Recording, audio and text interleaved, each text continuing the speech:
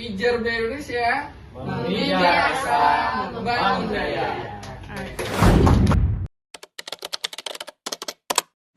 Tentunya kenapa kita berada di sini mau wawancarai Bapak karena yang dimana ini tuh salah satu menjadi tugas untuk akhir semester pembelajaran desain organisasi, desain organisasi.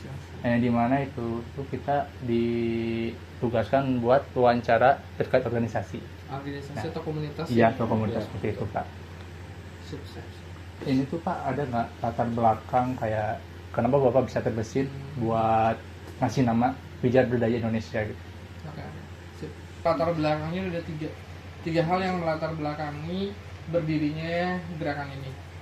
Yang pertama dari latar belakang foundernya yang memang berasal dari underprivileged dulunya, kalangan tidak mampu lah. Yang kedua,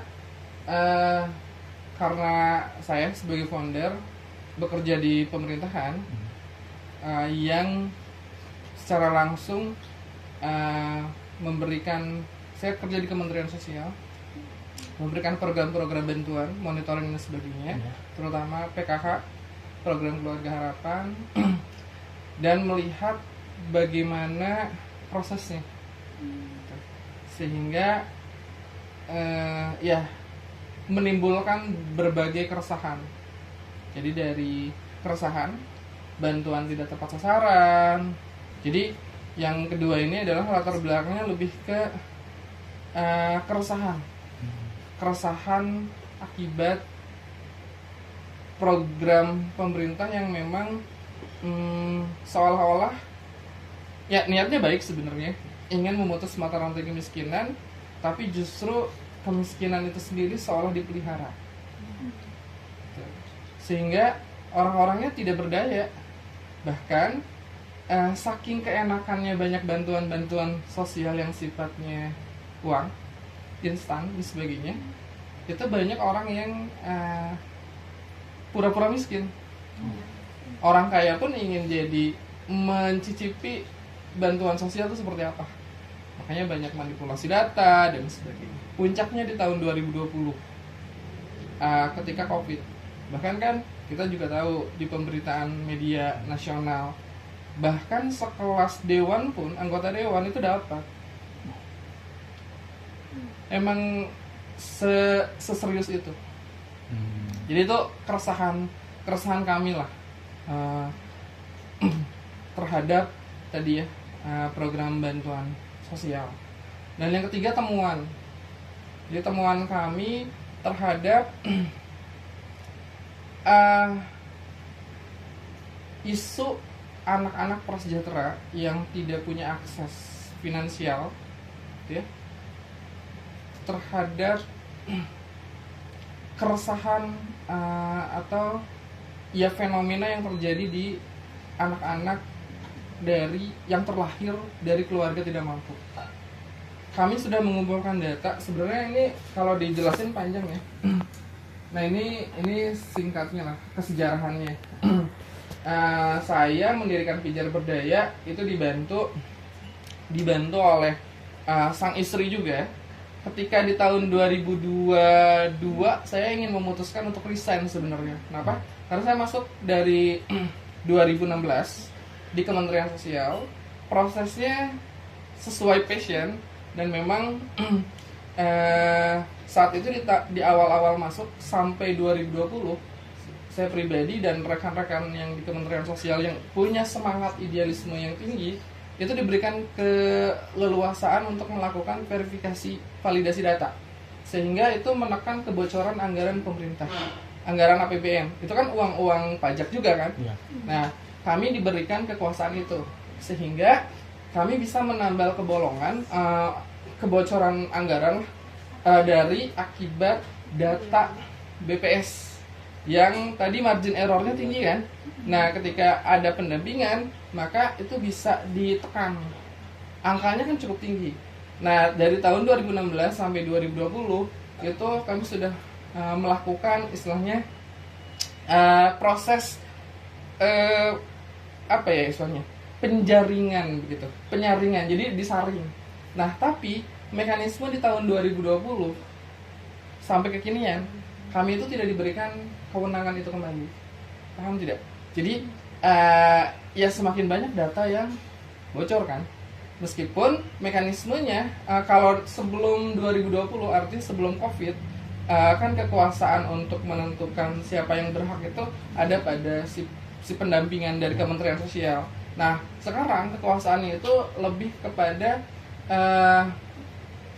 data hasil RT RW, BPS yang tadi margin errornya tinggi, kemudian juga ini keluarga dan sebagainya. Tahu lah ya, asas nepotismenya itu tinggi.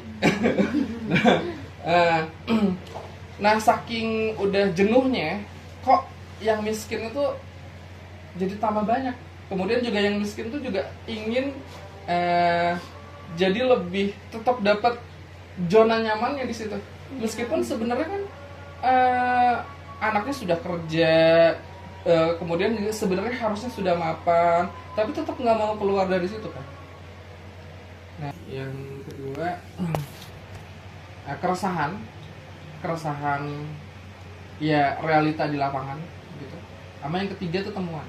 Salah satunya nih, ini temuan pada 500 keluarga penerima manfaat di Kota Cimahi. Jadi gerakan ini tuh mulai di Kota Cimahi.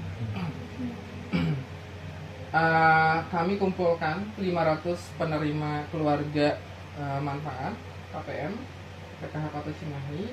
Ini diambil sampel 500 orang dari total 3.000-an orang penerima manfaat. Kemudian dikumpulkan mereka dan ditanyai latar belakang orang tuanya mereka, artinya kakek nenek.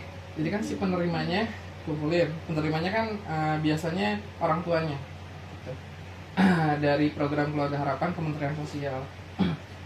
Ini latar belakang kakek nenek dan ini latar belakang si orang tuanya atau pengurus keluarga penerima manfaatnya. Nah, apa yang ditanyai adalah tingkat pendidikan. Di sini yang biru ini tidak tamat SD. Ini angkanya dari 500 penerima, 150 tidak tamat SD kakek neneknya. Di sini 330 SD, SMP ada sekitar 25, SMA tidak muncul, perguruan tinggi nggak muncul ya. Kemudian orang tuanya tingkat pendidikannya bisa dilihat di sini. Rata-rata adalah SD, tamat SD. Tidak tamat SD pun juga sebenarnya ada di angka 100. Jadi 20%-nya itu tidak tamat SD. Orang tua si calon awardee pijat bedah Indonesia di batch 1 itu. SD-nya itu 250, jadi 50% adalah lulusan SD orang tuanya. Kemudian SMP itu ada di angka 130. SMA udah ada muncul ya, SMA, tapi angkanya cuman 10. Coba bayangkan, 10 dari 500 orang. Perguruan tinggi muncul nggak? Nggak ada. Nah, apa tujuan kami mengumpulkan mereka? Itu tuh ingin memberitahu bahwa pendidikan itu sepenting itu. Seandainya mereka berpendidikan tinggi, barangkali tidak akan menerima bantuan. Kenapa? Karena aksesnya kan luar biasa, jejaringnya dan sebagainya. Sehingga mereka menyimpulkannya apa? Menyimpulkan bahwa pendidikan dengan tingkat kesejahteraan itu berkorelasi signifikan. Semakin tinggi tingkat pendidikan, semakin tinggi tingkat kesejahteraan. Sebaliknya, semakin rendah pendidikan, maka semakin rendah kesejahteraan. Dan mereka akhirnya terbuka kan istilahnya mindset itu. Nah, dari situ kami pilih 30 anak dengan metode seleksi. Ini batch 1 ya di Cimahi. Nah, batch 1 di Cimahi itu jadi batch 1 cakupan wilayahnya Cimahi Raya. Jadi hanya kota Cimahi dan ada seputaran wilayah di luar wilayah Cimahi, tapi perbatasan lah. kayak Ciberem, ada dari SMA 13 Bandung gitu ya. SMA 13 Bandung kan di Cimindi ya, di Ciberem. Terus ada yang dari Mansaba, Man 1 Bandung, itu kan perbatasan juga tuh. Di Holis, kalau nggak salah Holis atau Cijerah itu. Terus juga itu sekolah-sekolah yang memang berdekatan dengan Cimahi. Nah, dipilih 30 anak yang tadi hampir 90% bahkan semuanya kayaknya nggak ada di keluarga besarnya yang kuliah anaknya. Maksudnya ya karena miskin ekstrim lah, katakanlah seperti itu. Jadi memang mereka tuh dipersiapkan karena di Cimahi itu banyak pabrik. Nah, dipersiapkan kalau misalkan udah lulus dari SMA atau SMK ya kerja pabrik. Apalagi ada yang mau nikah dan sebagainya, buat bayar rentenir dan sebagainya. Nah, seperti itu. Padahal mungkin barangkali cita-cita si anaknya tinggi dan juga mungkin potensinya kuat ya. Nah, dari 30 kami seleksi, maksudnya dari ratusan itu akhirnya terpilih 30 dan kami mengambilnya itu dari kelas 11. Dari kelas 11, kelas 12. Karena kami berpikir bahwa untuk bisa masuk ke universitas yang katakanlah kan persaingannya ketat ya, gitu. Mereka akan kalah kalau misalkan tidak dipersiapkan. Dengan misalkan yang lain mah bimbel dan sebagainya ya. Bimbel terus juga jor-joran gitu. Nah, kami men-setting dari kelas 11. Kelas 11, kelas 12. Yang kelas 12 itu ada sekitar 15 lah. 15 kelas 12, 15 kelas 11 saat itu pas Pijar Berdaya Indonesia launching. Kami bedah nih, karena kan kami juga punya tools psikologi terkait minat bakat, terkait kekuatan dan kelemahan dari si anak-anak tersebut. Nah, mereka yang masuk ke Pijar Berdaya karena memang kami kami juga ini riset ya. Jadi si Pijar Berdaya itu lahir dari tadi ya. Tadi latar belakang yang cukup matang. Juga kami berelasi juga dengan praktisi talent mapping, pekerja sosial profesional. Karena saya sudah punya privilege dan juga kenal dengan apalagi istri sudah istilahnya mah punya resource lah untuk tadi menilai, mengasesmen, kemudian juga sampai membuat suatu kesimpulan. Artinya di 30 anak ini ketika begitu dites pakai asesmen yang tadi, ketahuan nih mereka adalah anak-anak dari keluarga prasejahtera. Hasilnya, dan mereka masuk ke Pijar Berdaya yang dengan serangkaian tes yang cukup ketat. Artinya mereka berpotensi kan. Begitu kami cek dari 30 ini, rata-rata kekuatannya atau istilahnya ya potensinya, mereka tuh analisis berpikirnya kuat. Analisis berpikirnya kuat, empatinya kuat.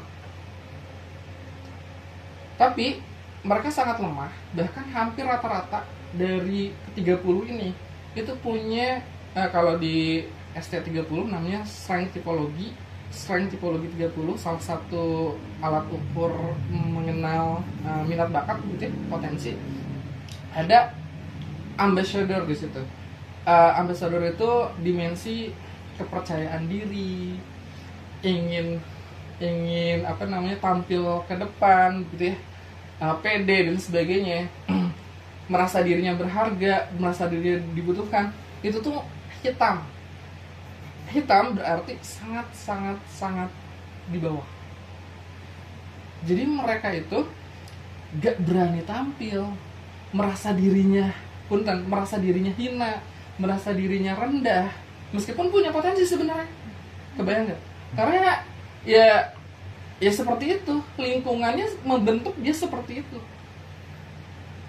Nah, ini yang membuat kami terperajak dan nggak cukup kaget sebenarnya ketika keran pemerintah sudah membukakan beasiswa bidik misi, misalkan KIPK dan sebagainya, tapi mereka itu mikir ribuan kali untuk mengakses beasiswa yang dari pemerintah. Kenapa? Karena mereka kan analisisnya berpikir ya, analisisnya kuat.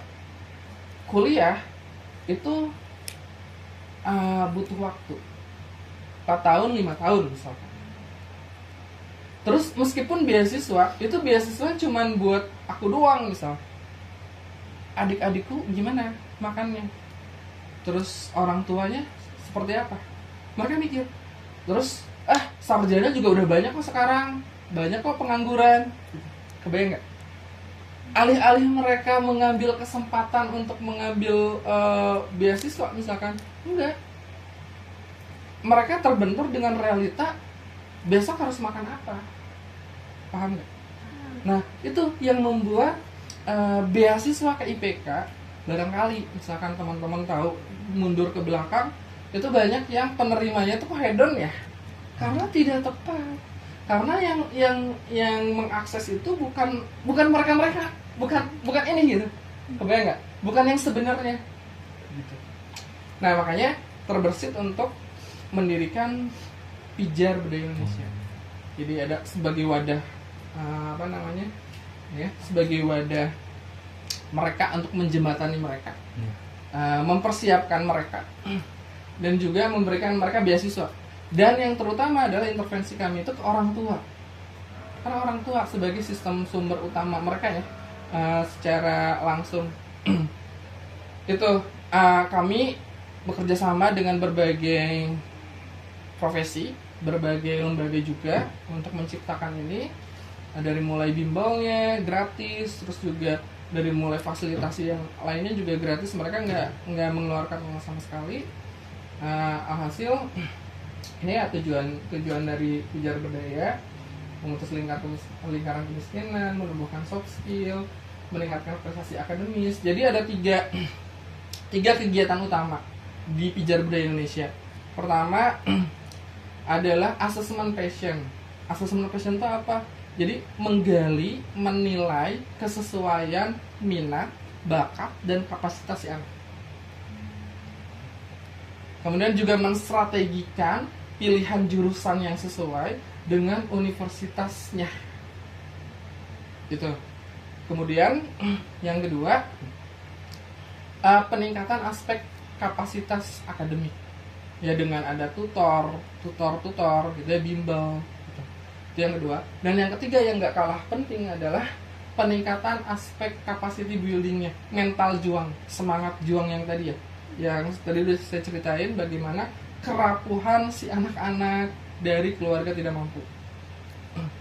Dan mereka tiga formula ini yang apa istilahnya, yang menjadi rumusan Pijar Budaya untuk mereka mengenal jati diri, potensi dan tujuan hidupnya, tadi mengasah soft skill dan mempersiapkan diri masuk ke perguruan tinggi bereputasi.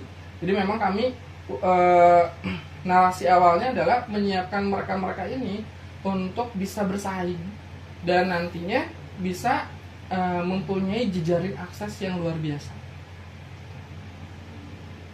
Ini capaian kami waktu di batch 1-2. Dan ternyata kami meloloskan 30 dari 32 peserta PBI 1 dan 2 yang bertekad mengikuti studi lolos ke perguruan tinggi.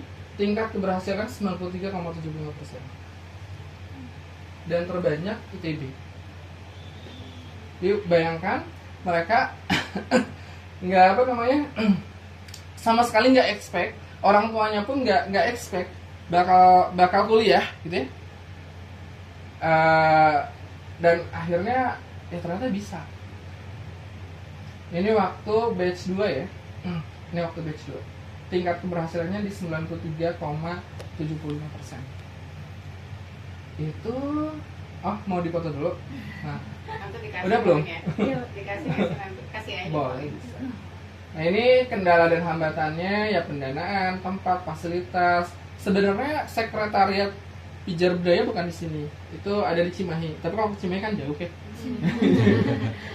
Di sini. Nah, batch 1 Cimahi, batch 2 itu kami karena sudah batch 1 udah berhasil. Nah, baru dari Dinas Sosial Provinsi Jawa Barat itu memfasilitasi tempat, kami punya akses ke sana.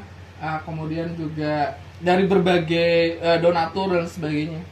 Makanya batch 2 itu kami perluas jangkauannya, yang tadinya Cimahi jadi sebandung Raya. Nah, batch 3 batch 3 kami itu baru 3 tahun 8 bulan sekarang. Batch 3 itu jangkauannya sudah sampai ke Priangan Timur, Garut, Tasikmalaya, ya Tasikmalaya, Garut. Batch 4 ya, batch 4 juga sampai ke Jogja, cuman belum ada awardee-nya. Tapi si ininya sudah dibuat karena kan kami ada yang terima juga di Jogja, di UGM, di Surabaya, di ITS ada. Jadi jangkauannya sudah ke sana. Di batch 4. Nah, ini batch 5. Nah, ini sedang akan dibuka pendaftaran batch 5. Batch 5 udah se-Indonesia rencananya. Dengan hybrid sistemnya. Hybrid dan juga daring ya. Daring dan luring. Ini si awardee-nya. Ini kegiatan kami. Ini di SMK 1 Cimahi. Nah, ini seperti ini ya, FGD juga. Nah, belajarnya pun juga sederhana sekali. Ini tutornya anak ITB matematika. Sekarang sedang S2 di matematika ITB. Ini proses belajarnya ini sangat simpel, sangat sederhana sebenarnya.